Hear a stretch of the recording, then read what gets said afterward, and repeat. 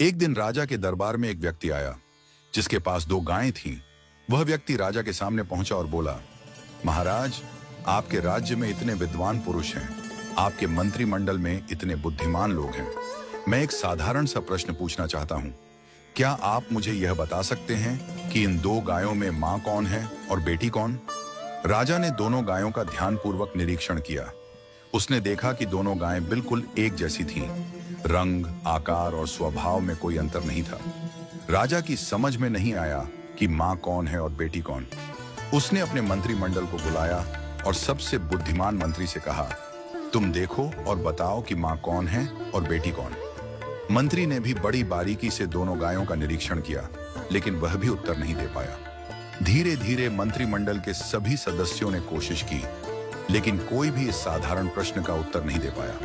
राजा को बहुत अफसोस हुआ कि उसके मंत्रिमंडल में एक भी व्यक्ति इतना बुद्धिमान नहीं है जो यह बता सके कि मां कौन है और बेटी कौन। जब सबसे बुद्धिमान मंत्री अपने घर पहुंचा तो वह बहुत चिंतित था।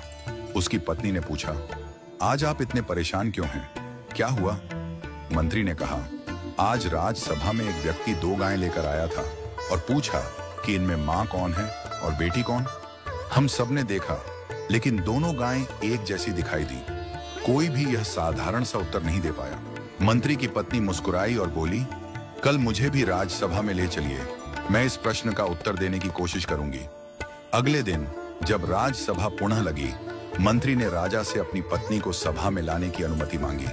राजा ने अनुमति दे दी। मंत्री की पत्नी को बुलाया गया और दोनों गायों को भी सभा में लाया गया। मंत्री की पत्नी ने कहा, महाराज, मुझे एक अवसर दें। उसने दोनों गायों के सामने घास के एक एक टोकरे रखवाए। जब दोनों गायें घास खाने लगीं, तो थोड़ी देर बाद मंत्री की पत्नी ने घोषणा की, यह गाय मां है और यह गाय बेटी है। वह व्यक्ति जो गायें लेकर आया था, उसने तुरंत सहमति जताई और कहा, आपने बिल्कुल सही पहचाना। राजा ने आश्चर्य से पूछा, तुम्हें कैसे पता चला कि मां कौन है और बेटी कौन? मंत्री की पत्नी ने समझाया, जब मैंने दोनों के सामने एक जैसा घास का टोकरा रखा, तो जो बेटी थी उसने जल्दी जल्दी अपनी घास खा ली और अपनी मां के टोकरे में भी खाने लगी। दूसरी ओर मां ने घास खाने की गति को धीमा कर दिया, आराम से खाने लगी। एक मां ही इतनी निस्वार्थ होती है कि खुद भूखी रहकर भी अपनी संतान को खिलाती है।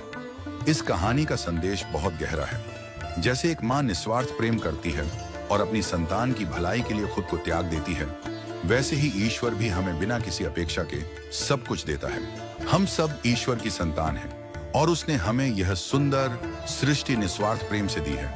हम अक्सर ईश्वर से केवल अपनी इच्छाओं की पूर्ति की प्रार्थना करते हैं, लेकिन कभी यह नहीं पूछते कि हे प्रभु, आप खुश तो हैं? जिस तरह हमें अपने माता पिता का सम्मान करना चाहिए, उनसे बातचीत करनी चाहिए और उनकी खुशी का ध्यान रखना चाहिए, वैसे ही हमें ईश्वर से भी संवाद बनाए रखना चाहिए।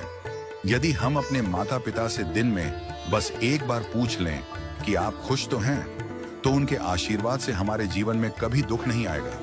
पूजा पाठ या मंदिर जाना जरूरी नहीं, लेकिन माता पिता और ईश्वर से संवाद हमेशा बना रहना चाहिए। उनका प्रेम और आशीर्वाद हमारे जीवन को खुशहाल और समृद्ध बनाएगा।